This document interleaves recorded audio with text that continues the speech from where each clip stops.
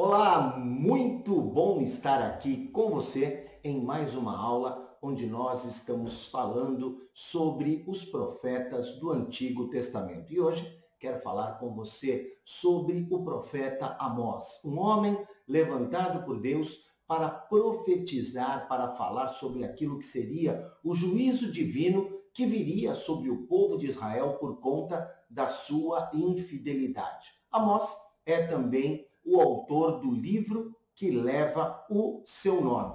E a gente hoje vai conhecer um pouquinho mais sobre esse profeta. Amós era natural da aldeia de Tecoa, uma localidade que ficava aproximadamente a 16 quilômetros ao sul de Jerusalém, 9 quilômetros distante de Belém e 20 quilômetros a oeste do Mar Morto. O que quer dizer o nome Amós? Amós quer dizer carregador de fardos e vem do hebraico amos. Pouca coisa se sabe, eu poderia dizer que nada mais se sabe com relação à história de Amós, fora aquilo que é escrito no seu livro. Mas o seu livro, em contrapartida, traz para a gente que quer estudar um pouquinho sobre Amós, umas informações que são valiosíssimas sobre a sua história. Vamos lá? Ele viveu por volta do século 8 a.C. e profetizou durante o reinado do rei Uzias em Judá, o reino do sul, e do rei Jeroboão em Israel, o reino do norte. Logo na introdução do seu livro, o profeta Amós informa aos seus leitores uma coisa que é muito interessante. Eu recebi as visões da parte do Senhor, ou seja, Deus falou com ele diretamente através de visões. E essas visões aconteceram quando? 2 anos antes do grande terremoto. Esse terremoto foi um evento memorável que aconteceu durante o reinado de Uzias e ele é citado pelo profeta Zacarias. No Zacarias capítulo 14 fala sobre isso e traz ali esse terremoto como sendo uma marca do juízo de Deus, do julgamento divino do Senhor sobre o povo de Israel. Amós era um homem simples, de origem rural. Amós não tinha uma formação de profetas, ele não estudou numa escola de profetas, ele não vinha, como muitos profetas, de uma família de sacerdotes. A sua origem era simples, a sua origem era rural, ele foi pastor de ovelhas, como nós vemos no capítulo 1, na sua apresentação, nós lemos assim, Amós 1, verso 1. Palavras que Amós, criador de ovelhas em Tecoa, recebeu em visões a respeito de Israel 2 anos antes do terremoto. Olha ele falando aí sobre o terremoto. Nesse tempo, Uzias era rei de Judá, Jeroboão, filho de Jeoás, era o rei de Israel. Então, aqui no capítulo 1, versículo 1, Amós fala da sua ocupação, falando ali que ele era pastor de ovelhas. Agora no capítulo 7, versículo 14, Amós mostra uma outra característica profissional que ele tinha. Boiadeiro, ou seja, criava e cuidava de gado, e também colhedor de sicômoros, uma espécie de figo que existia na região. Amós 7,14. Amós respondeu a Amazias, eu não sou profeta, nem pertenço a nenhum grupo de profetas, apenas cuido do gado e faço colheita de figos silvestres. Essa familiaridade com o campo, pastor de ovelhas, boiadeiro, colhedor de sicômoros, marca bem a linguagem, a mensagem profética do livro de Amós. Ele usa palavras que se referem a animais, insetos, ervas e também frutos ao longo de toda a sua narrativa. Como eu disse para você, Amós não estudou para ser profeta, não foi um discípulo de profeta, não recebeu qualquer treinamento nesse sentido, não era, podemos dizer, um profeta de profissão e também não dependia de ser profeta para ser sustentado. Ele faz questão de afirmar isso, dizendo, olha, eu não possuo nenhuma conexão com a escola religiosa formal da minha época, como nós lemos lá em Amós 7,14. Ele descreve a si mesmo e ele fala, eu já li esse texto para você, quero repetir novamente, não sou profeta, não sou discípulo de profeta, sou boiadeiro e sou colhedor de figos, sou colhedor de sicômoros. Uma característica interessante, o chamado de Amós, ele se assemelha ao chamado de Isaías, ao chamado de Jeremias e ao chamado de Saulo. Por quê? Ele mesmo foi convocado pelo próprio Deus. Lembra? Isaías capítulo 6, a glória do Senhor aparece para Isaías no caminho de Damasco, lá no livro de Atos.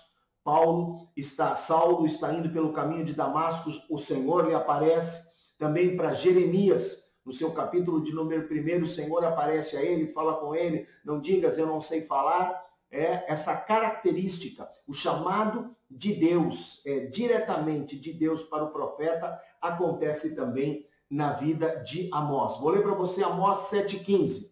O Senhor me tirou de após o gado e me disse, vai e profetiza ao meu povo de Israel. Vemos aqui então que de uma maneira soberana, Deus chama Amós para o exercício profético. Essa frase, Amós 7,15, onde ele descreve a sua convocação, também é muito semelhante à frase que descreve a escolha de Deus para coroar Davi como rei de Israel. Está lá em 2 Samuel capítulo 7, versículo 8. Então, o que a gente pode entender como isso? Deus, claramente, de acordo com a sua vontade, escolhia reis e profetas da maneira que ele quisesse, da maneira que ele bem entendesse.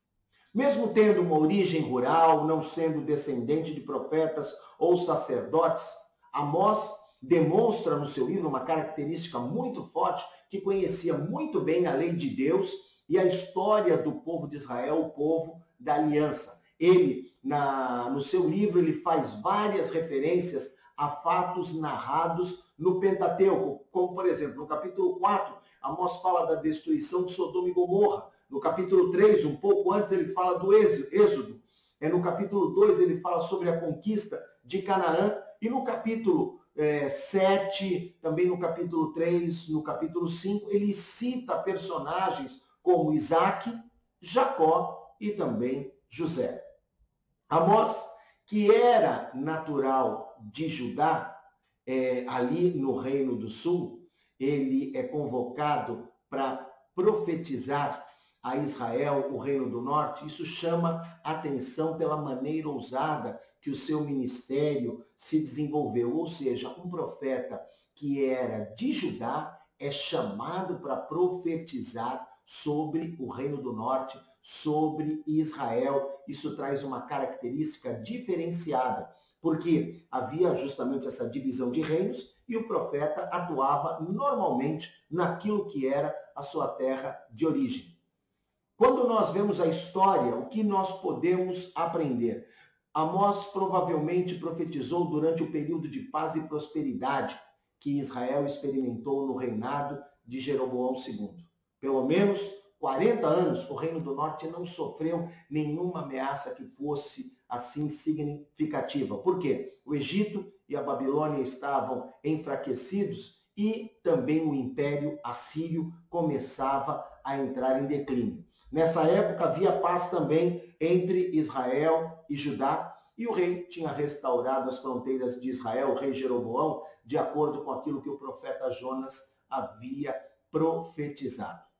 Apesar da mensagem do profeta Amós ser dirigida ao Reino do Norte, grande parte dela, Amós também denuncia os pecados do seu povo, o Reino do Sul, os pecados de Judá.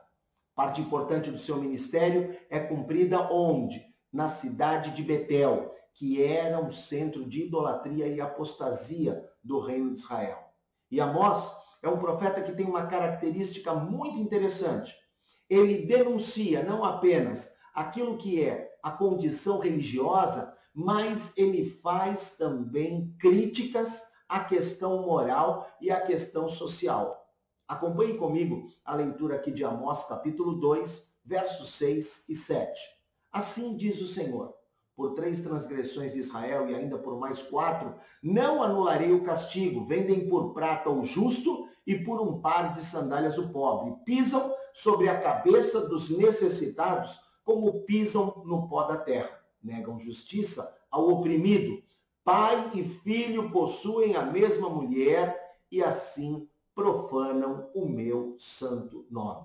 Veja como a pregação de Amós é uma dura crítica àquilo que era a condição social e a condição moral, não apenas a condição religiosa da nação. Por que isso? Amós viveu numa época em que o rico queria ficar mais rico. A imoralidade estava num nível abominável e insustentável. E a perversão religiosa era tão grande que a idolatria era considerado algo normal.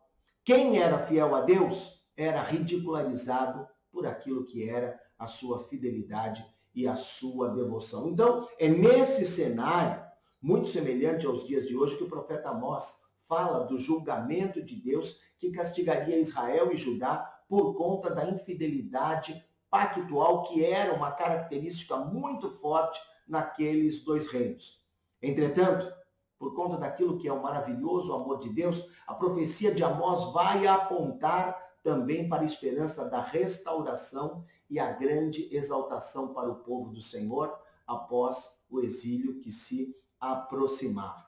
É interessante também nós vermos a forma significativa com que as profecias de Amós revelam o nosso Senhor Jesus Cristo. O profeta, ele fala sobre uma restauração, um governo, um juízo que se cumpririam plena e finalmente em Cristo Jesus. Não apenas na sua primeira vinda, mas também no seu retorno em glória, quando ele estabelecerá o seu reino universal aqui na terra. E no livro de Atos, no capítulo de número 15, versos 15 e 18, eu quero ler para você e depois eu vou explicar aqui esse contexto. Atos 15, 15 e 18 eu leio assim. Concordam com isso as palavras dos profetas conforme está escrito. Depois disso, voltarei e reconstruirei a tenda caída de Davi. Reedificarei as suas ruínas e a restaurarei, para que o restante dos homens busque o Senhor e todos os gentios sobre os quais tem sido invocado o meu nome, diz o Senhor que faz essas coisas conhecidas desde os tempos antigos. Ok? Quem é que fala isso? Quem fala isso é Tiago, citando o profeta Amós no concílio de Jerusalém. E Tiago queria mostrar o quê? Que a restauração do tabernáculo de Davi se cumprira quando judeus e gentios foram chamados à salvação como um só povo em Cristo, para então proclamar o evangelho pelo mundo inteiro. Conhecemos hoje um pouco mais sobre o profeta Amós. Ele que era boiadeiro, pastor de ovelhas, agricultor, que foi chamado para profetizar ao Reino do Norte, mas também falou ao Reino do Sul, e que tinha uma marca muito forte, não apenas naquilo que era a denúncia religiosa, mas também a denúncia moral e a denúncia social.